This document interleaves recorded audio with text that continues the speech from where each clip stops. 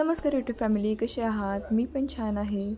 आज आपण बनवणार आहोत आई जशी बनवते तशी चवळीची उसळ.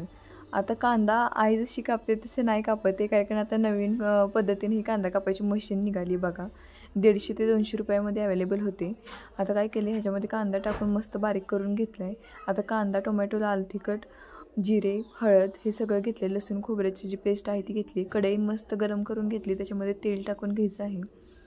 तेल चांगलं गरम व्हायला लागलं की ह्याच्यामध्ये काय करायचं आहे तुम्हाला तर माहिती आहे, जिरं आणि मोहरी असेल तर मोहरी टाकून घ्यायची. आता ह्याच्यामध्ये मस्त जिरे टाकून घेतले. आता बारीक चिरलेला जो कांदा आहे त्या कांदा ह्याच्यामध्ये सर्व टाकून घ्यायचा आहे.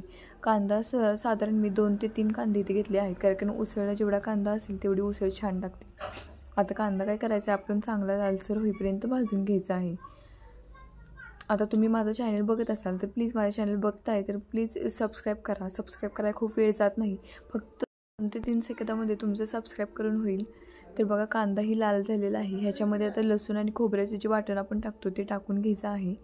आता हे लसूण आणि खोबऱ्याचे जे वाटण आहे ते ओबडधोबड दिसते, कारण मी हे खलबत्त्यामध्ये बारीक करते. मिक्सरवरचं बारीक केलेलं मला साधारणतः आवडत नाही, कारण खोबऱ्या लसूण जे तुम्ही खलबत्त्यात करता त्याची चव वेगळीच लागते.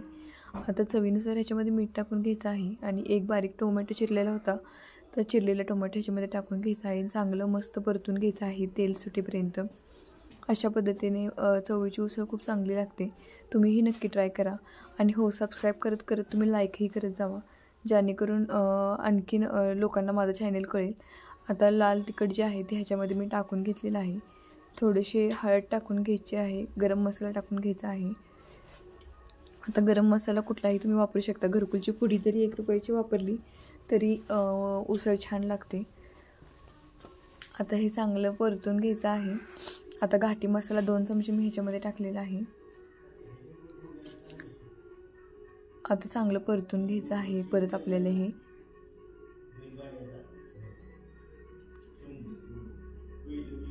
आता हे चांगलं परतत आपल्याला काय करायचं आहे, चवळी अगोदर शिजवून ठेवायची आहे. मी काय केलं, एक दिवस आधी चवळीला भिजत घातली. दुसऱ्या दिवशी ती शिजत टाकली आणि मग चवळी ह्याच्यामध्ये टाकली शिजवून.